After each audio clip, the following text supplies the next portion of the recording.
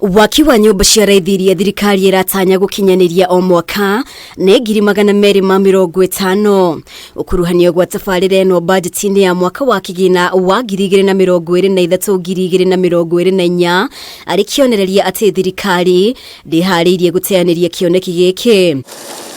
Shiringi mbirioni 35.2 nicio Ministry ya KIGINA ithukire ruhonge rwa waki wa nyumba. Shiringi mbirioni 7.5 hari ici ruhonge-ini rwa KENAP tafarire ya waki wa nyumba cia RAITHI igithukirwo shiringi mbirioni 3.3. To ensure success of this initiative, I propose to the National Assembly to effect budget allocation of 35.2 billion for the housing program.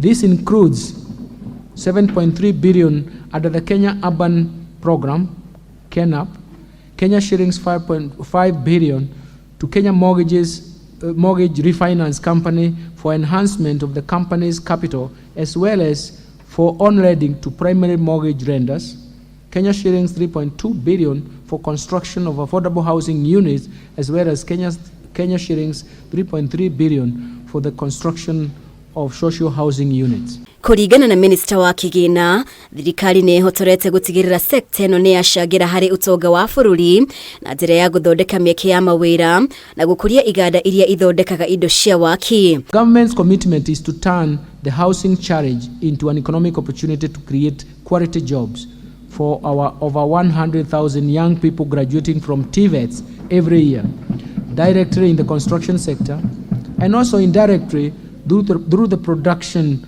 of building products.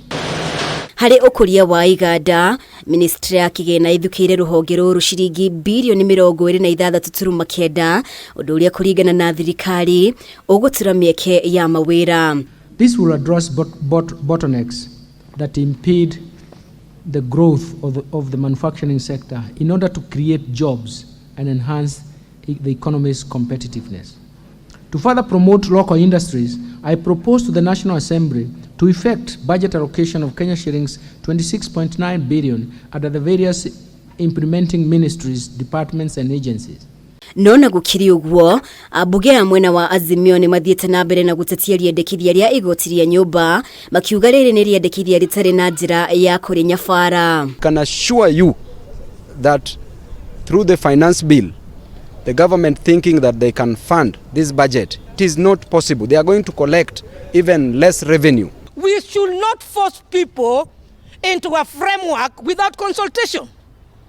I believe that public participation should be adequate. Thutha wa kamiti ya mbunge igie KIGINA kugwithia riendekithia ria igoti ria nyumba kuma gicunje kia 3 nginya gicunje kia 1.5 hari igana na dalili kuma kuri mbunge cikionania mendekithia ma mutaratara wa KIGINA wa mwaka wa 2023-2024 maya kuhituka riu kiria gitigarite ni kuona uria thirikari ya Kenya Kwanza gukinyaniria waki wa nyumba ici.